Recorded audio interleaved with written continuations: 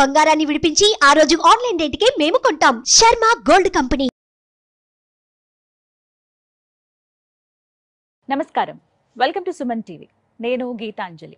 అందరికీ సాధ్యమయ్యే విషయమే కాదు, దానికి ప్రత్యేకంగా కొన్ని మార్గాలు ఉన్నాయి అని అంటున్నారు శ్రీ శ్రీ శ్రీ ఆదిత్య పరాశ్రీ స్వామి వారు.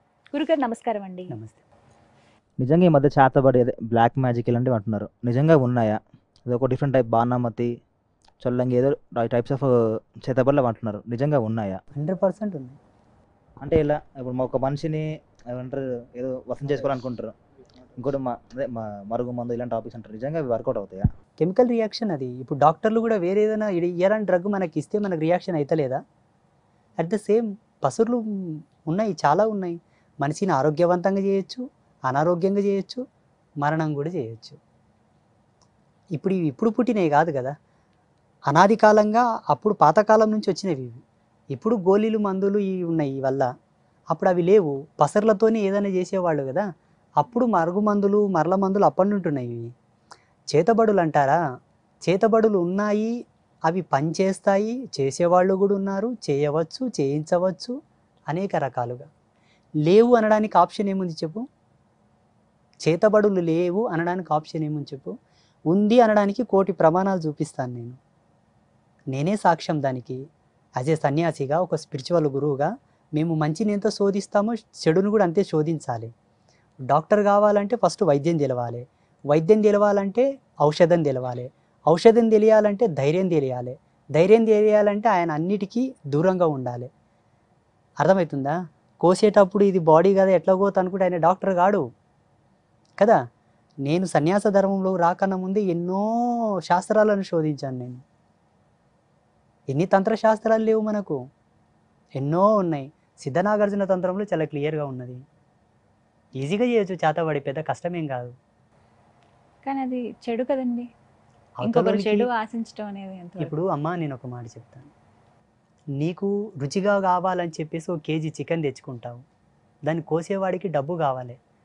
కోస్తున్న కోడి యొక్క ప్రాణం నీకు అర్థం కాదు, ఆయనకు అర్థం కాదు. ఆయనకు డబ్బు అవసరం, నీకు చికెన్ అవసరం. అది వ్యక్తిగతమైన స్వార్థం. ఈనాడు పుల్వామా దాడి చేసి అంతమంది సైనికులను చంపేశారు, వాళ్ళకేమొస్తుంది? వాళ్ళకి తెలియదా వాళ్ళ మనసులని? అయ్యో ఎట్లా చంపుదామని వాళ్ళకి తెలియదా? కానీ జరిగింది. ఇది వ్యక్తిగతమైన స్వార్థం, వాళ్ళ యొక్క దురాభిప్రాయం, వాళ్ళ యొక్క దురాలోచన. చేసేవాళ్ళు చేస్తుంటారు, చేయించేవాళ్ళు చేయింపజేస్తుంటారు.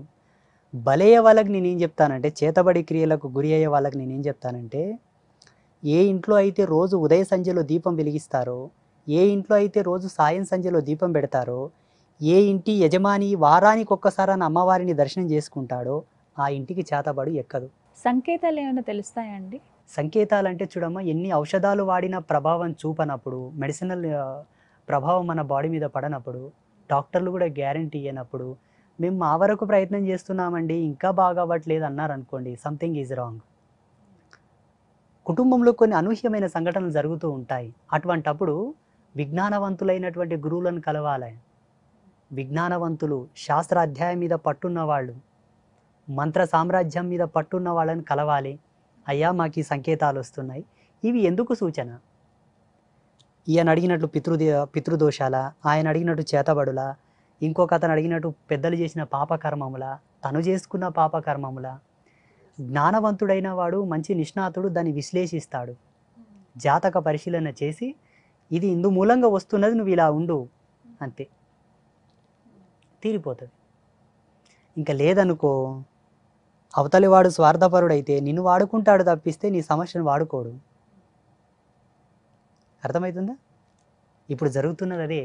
అలా జరగడం బట్టే ప్రతి ఒక్కరు ఇప్పుడు ప్రశ్నిస్తున్నారు మాలాంటి వాళ్ళని, ఏమీ లాభం అయ్యా మీ నుంచి సమాజంకి అంటున్నారు డైరెక్ట్ లైవ్లో మమ్మల్ని.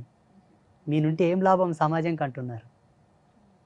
మేము చెప్పడం బట్టే కదా ఈరోజు పుష్కరాలు వస్తున్నాయని మీకు తెలుస్తున్నది. మేము చెప్పడం బట్టే కదా ఈరోజు మీకు గడియారం ఉన్నది.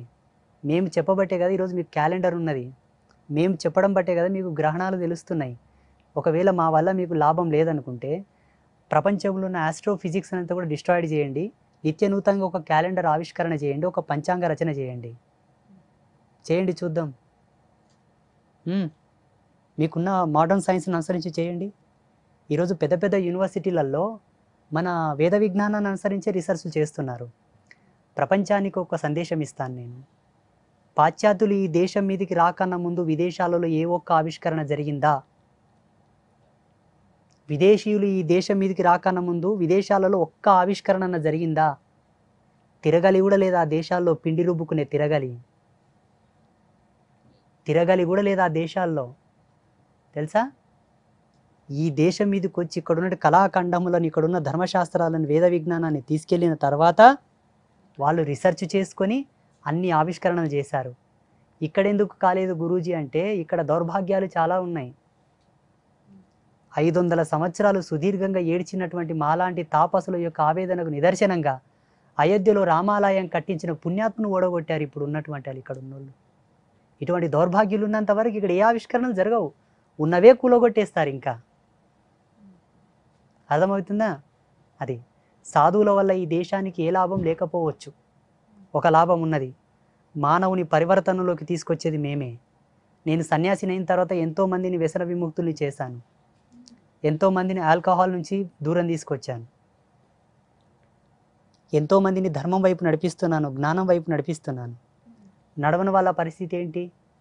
ఈరోజు మా పీఠానికి ఎంతోమంది వచ్చి అమ్మా, నన్ను చాలామంది అమ్మ అంటారు, అమ్మవారిలాగా అంటారు, స్వామీజీ కూడా అంటారు, గురూజీ కూడా అంటారు. మా ఆయన మద్యంకి బానిసై రోజు వచ్చి తాగి నన్ను కొట్లో కొడుతున్నాడు అంట. ఇప్పుడు ఎవరు బాగా చేయాలి ఆయనని? వైద్య రంగంలో మద్యం బంద్ చేయడానికి ఏ ఔషధాలు లేవు, ట్రీట్మెంట్ లేదు. మాకున్న స్పిరిచువల్ ఎనర్జీ నుంచే వాళ్ళని అవాయిడ్ చేసి బయటికి తీసుకొస్తాం. చాలామందిని తెచ్చాం. మాలాంటి వాళ్ళం ఉన్నాము కాబట్టి అక్కడక్కడ ఇంకొంతవరకు మంచిగా ఉందేమో అనుకుంటాను. తాయితులు సంథింగ్ అది కట్టుకుంటారు కదా, వాటి వల్ల ఏమన్నా ఎఫెక్ట్స్ ఏమన్నా ఉంటాయా? మొదట తాయిత్తు నిర్మాణం చేసే విజ్ఞానం ఉండాలి. ఏదో ఇప్పుడు ఏదో కట్టేస్తున్నారంటే నేనేం చేయలేను దానికి. తాయిత్తు నిర్మాణం వెనకాల మనకు మంచి క్లారిటీ ఉన్నది. తాయిత్తు ప్యూర్ కాపర్దై ఉండాలి, సిల్వర్దై ఉండాలి, పసిఫిక్ ఆఫ్ మెటలైజేషన్తో కూడి ఉండాలి. ధాతు శాస్త్రాన్ని అనుసరించి తాయిత్తు నిర్మాణం కావాలి. అందులో నిక్షిప్తం చేసే మంత్రం కరెక్ట్ ఉండాలి. మంత్రంతో పాటు దానికి ఒక పొటెన్షియల్ ఎనర్జీని ఇచ్చేటటువంటి ఔషధాలు వేయాలి, వేర్లు, కొన్ని మూలికలు, కొన్ని పసర్లు వేసి నిర్బంధనం చేసి దాన్ని అభిమంత్రం చేసి కడితే ఎక్సలెంట్గా పనిచేస్తుంది. ఎందుకు పనిచేయదు? అయ్యో, ప్రాణం లేని రాళ్ళే మనకు పనికొస్తున్నప్పుడు అదెందుకు పనిచేయదు? దాన్ని నిర్మాణ శైలి తెలవాలి. ఇప్పుడు ఒక యంత్రము కానీ ఒక మూలిక కానీ కట్టాననుకో, నువ్వు స్నానం చేసేటప్పుడు అది నాని తొందరగా పాడైపోతుంది. గాలి తగిలి, ఎండ తగిలి, ఎవరైనా చూడడం వలన. వాటికొక నిర్బంధనము, వాటి యొక్క దాపుకము, వాటి కనుమరుగు చేసే కోణంలోనే ఒక దాంట్లో పెట్టి ఫిల్ చేస్తారు. దాన్ని ఫిల్ చేసి దాన్ని క్యాప్ పెడతాడు. కొన్ని రోజులు అది నీతో ఉండాలని.